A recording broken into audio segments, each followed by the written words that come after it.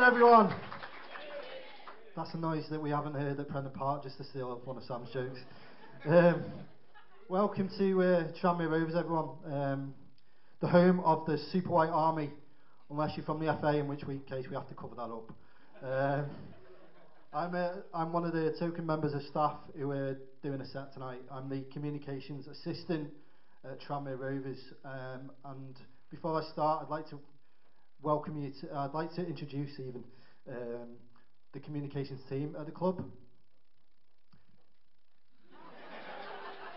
Here I am, everyone, here I am. I'm joking, of course, I'm not a one-man band, but I do play piano, guitar, xylophone, all at the same time, but that's just a hobby. Football's a funny old game. Obviously not quite as funny as it used to be, judging by the lack of laughter.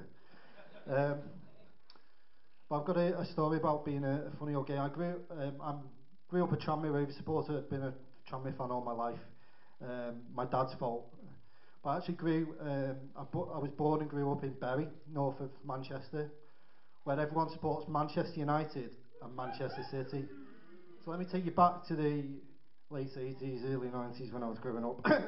Anyway, yeah, it was a while ago. A time when Manchester City and Manchester United had won. I was going to swear, but I'm not going to. They didn't win very much, let's say, in those times.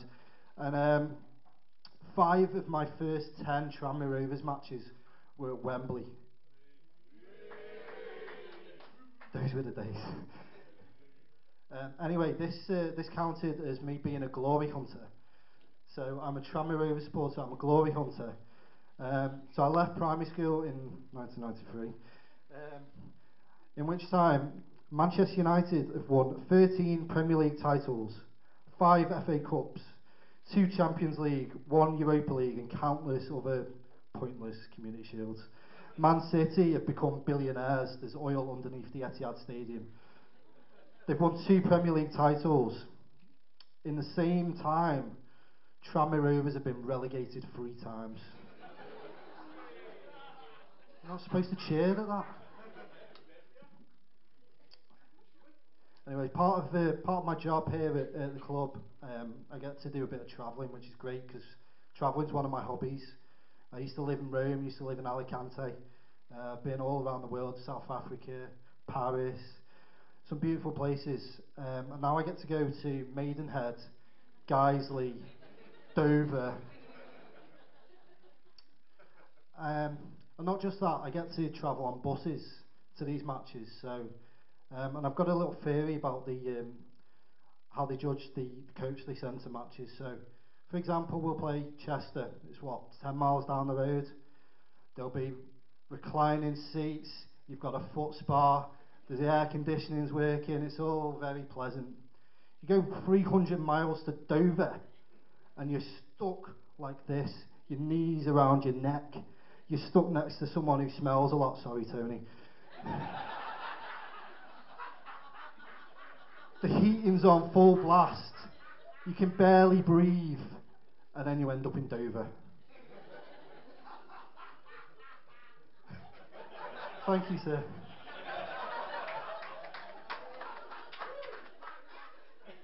So you end up in Dover, a place best known for its ferry terminal, which is the best part of Dover because it means you can get the fuck out of there.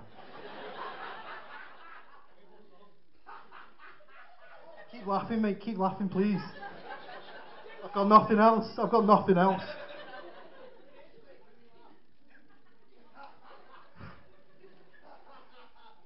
I'm going to wait for him to stop. There you go. No, he's still going. Still going. I'm going to carry on anyway.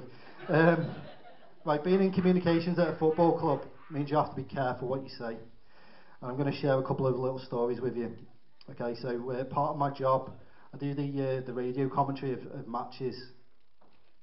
And at a recent match, my summariser said, I'm going to try an impression. Oh, you didn't control which tackle there, Paul. To which I replied, I'm pretty sure that's how babies are made.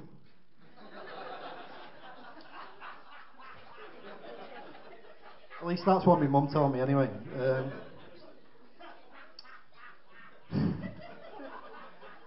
And the fella the other side said, "You can't say that on the radio." To which I replied, "I couldn't help it, it just slips out." Which ironically is what my dad said.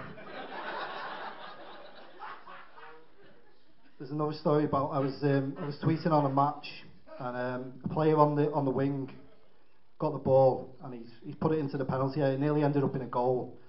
For those of you who are not familiar with football parlance, this is what is known as a cross-come shot. Okay, so I'm tweeting away, and I've tweeted that said player has had a cross-come shot, didn't go in. So I go down at half time to the office, and a few of the members of staff, a few are here this evening, said, "Paul, you can't use language like that on the official club Twitter feed." And I was sure I'd spelt it right. I spelt the word come, C-U-M. And I'm certain that this is the correct spelling for this particular phrase. It was hilarious, mate, yeah. So I get my phone out, I'm Googling cross-come shot. Okay, C-O-M-E. Okay, this is awkward. So in trying to describe a cross that nearly ended up in a goal, I actually described an aggressive ejaculation. And if I'd have wanted to do that, there's plenty of emojis I could have used. And there's plenty more stories. I'm not even going to tell you about the time I accidentally tweeted muff at the end of a tweet. But you've been a fantastic audience. Thank you very much. I've been Paul Harper. Good night.